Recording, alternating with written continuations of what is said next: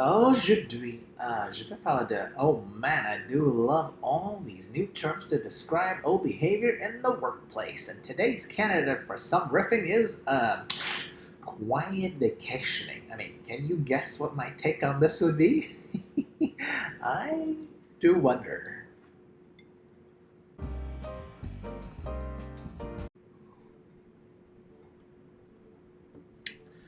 Hey, Zembuck here. So one of my favorite things to do in this age of information is, of course, learning how many random new fetish terms that I find in the news is all about. Okay, today's topic is one of them. That's right, quiet vacationing.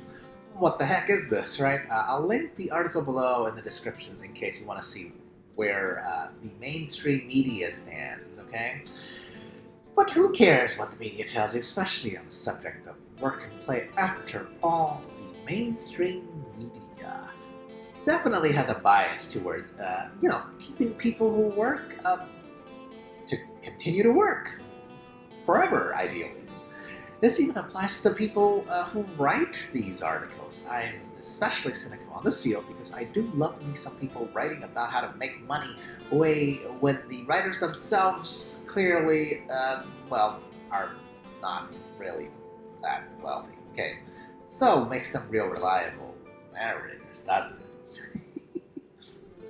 I, on the other hand, having retired in my 30s, clearly know what I'm talking about on every subject regarding work and such because I'm a Kanye-level genius. I kid. That was way off on a tangent again. So back to the term. Today I'll tell you what I think quiet vacationing is, and whether this is really a new phenomenon or just a rehashed term for what's always existed, and whether I think this term is applicable for most people, and finally whether I think it should be applicable for most people, or not. So, if you enjoy some random rants from a dude with clearly no production skills, like, subscribe, share, comment, or whatever. I'll be great regardless, because I just do these for funsies. Hit that bell icon. I still don't know where that is, because I'm asking you guys to do something that I rarely do on this platform. Yep, that's me, casual hypocrite about a very rather minor internet detail.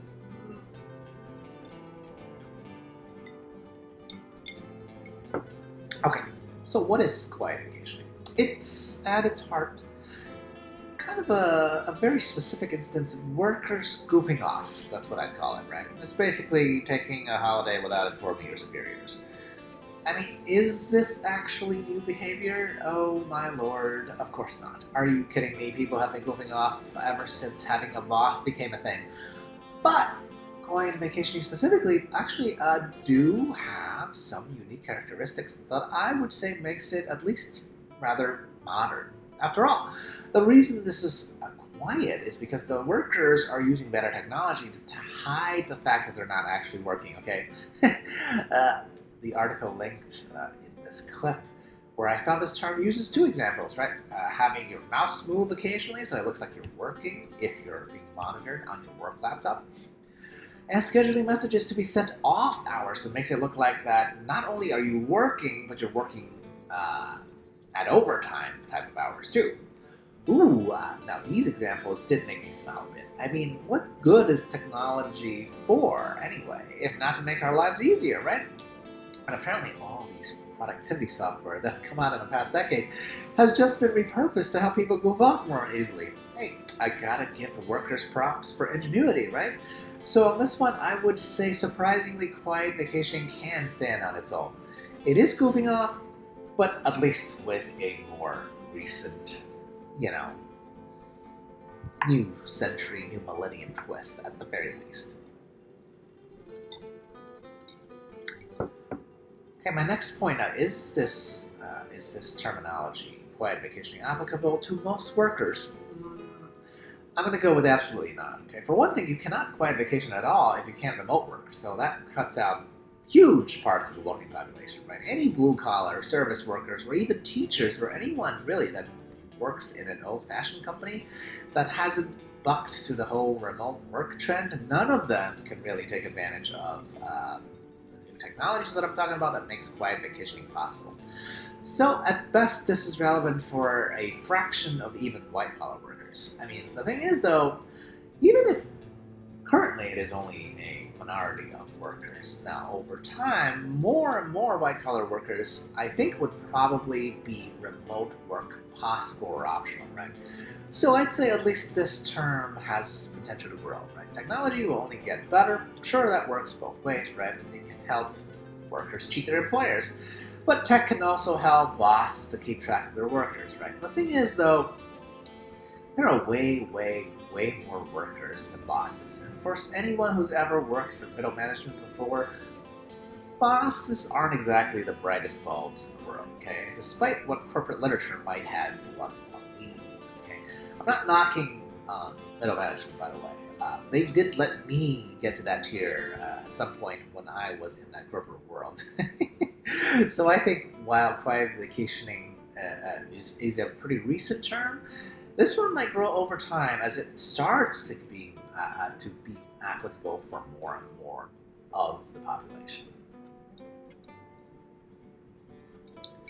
But of course, the real important question isn't like how relevant this thing is right now, but the moral question of should you run with this idea yourself, right? And I think surprisingly, for me at least, I'd argue there's no reason not to maximize your own enjoyment out of work. And if that involves some white lies about whether you're actually working, so be it. Now, one of the main reasons people to do this to begin with, of course, is due to the fact that, at least in American work culture, it has become so oppressive that people here dare not to even use their actual vacation days, right? In fear of looking not like the superest of troopers, right? I think that's kind of absurd, and I know I hated it when I had a corporate gig, right? In a small fraction of the white-collar type of office work that's ideal for this type of subversion. I get it. Personally, I was expected to be on call more or less all the time, but guess what? I don't think I was getting paid technically for being on 24 hours, 7 days a week, right? Now, so the only logical response to this type of lack of separation between work and play is what eventually turns into quiet vacationing, right? Because if I'm somehow expected to be on all of the time, then technically I'd argue there's no difference between my work and off-work time. And if that's the case, why wouldn't I treat a work day as an off-work day in the other direction, right? However and whenever I see fit. And that whole lie to your boss thing, well, that's just being polite, right? Why rub people's faces in it, when the modern work demand is an absurdist proposition to begin with. Okay? So, in conclusion, should you be quiet vacationing, aka lying to your boss about taking time off? I'd say go for it, as long as you're reasonably certain that you won't get caught. And to be honest, even if you do, okay, you have no idea if your boss is not doing the exact same thing to his boss. So don't worry about it too much, okay? Of course, you still have to balance the desire for actual off time or raises or self-care against your personal, professional ambitions, right?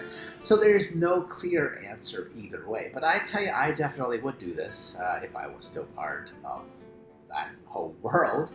But that's because I have always known that I can work smart and get things done way ahead of schedule anyway. So how about you guys?